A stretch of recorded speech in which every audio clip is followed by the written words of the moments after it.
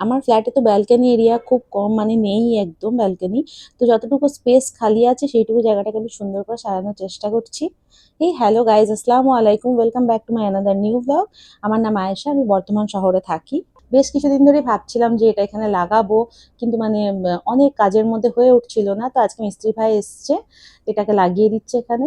বেশি কিছু করতে হয়নি, খালি কাটিং করে এটা লাগিয়ে দিয়েছে, ব্যাস হয়ে গেছে। আর এদিকে ইনি যখন এই কাজটা করছিলেন তখন আমি লাঞ্চ বানাচ্ছিলাম।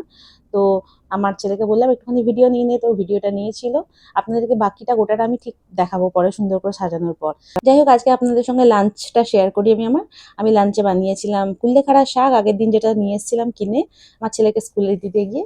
তো ওটা শাকটা বানাবো বলে শাকটাকে কেটে বেছে ধুয়ে পরিষ্কার করে নিয়েছি, আলু কেটেছি, পেঁয়াজ, টমেটো, কাঁচা লঙ্কা সব ছোট ছোট করে কেটে নিয়েছি, আর একটু রসুন ঠুকে দিচ্ছি।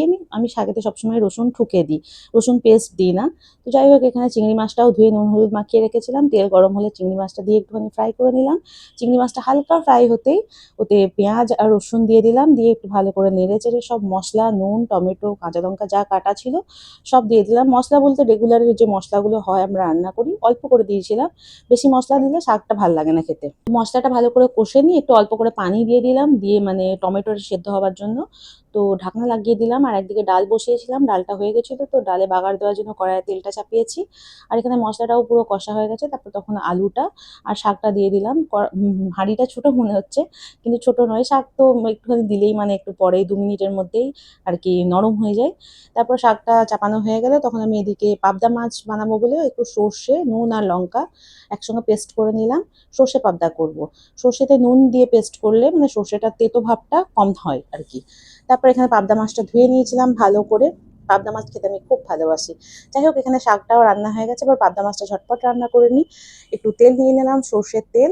আর তেলটাকে ভালো করে গরম করে ওতে একটু নুন দিয়ে দিলাম, তাহলে মানে মাছটা ফ্রাই করবো যখন, তাহলে মাছগুলো চিপকে লেগে যাবে না।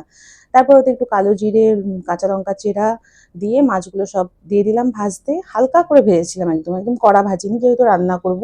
তারপর ভাজা হয়ে গেলে ওগুলো সব তুলে নিলাম, তুলে নিয়ে একটু নুন আর লঙ্কা গুঁড়ো দিলাম, দিয়ে একটু নেড়ে চেড়ে পানি দিয়ে দিলাম। পানিতে বয়েল আসলে পরে তখন পাবদা মাছগুলো সব একটা একটা করে দিয়ে দিলাম। দিয়ে তারপর একটুখানি কিছুক্ষণ হতে দিয়েছিলাম, তারপরে সর্ষে যেটা বেটে রেখেছিলাম সেই সর্ষে বাটাটাও দিয়ে দিলাম। দিয়ে কিছুক্ষণ ঢাকনা দিয়ে রেখে দেবো। আমার যেরকম ঝোল দরকার সেরকম আমি রেখেছিলাম, আপনাদের যেরকম ঝোল দরকার অতটা রাখবেন। ওপর দিয়ে একটুখানি কাঁচা লঙ্কা চেরা দিয়ে দিলাম, আর একটু সর্ষের তেল দিয়ে 5 মিনিট মতন দমে রেখেছিলাম। এই হলো আমার পাবদা মাছের লুক। আর এখানে আমরা লাঞ্চ করতে বসে গেছি, লাঞ্চ হয়ে গেছে। আজকে এতটুকুই, আবার নেক্সট কোনো ব্লগে দেখা হবে। ব্লগটা ভালো লাগলে লাইক করে দেবেন, চ্যানেলটা সাবস্ক্রাইব করে দেবেন। ততক্ষণের জন্য টেক কেয়ার, বাই বাই, আল্লাহ হাফিজ।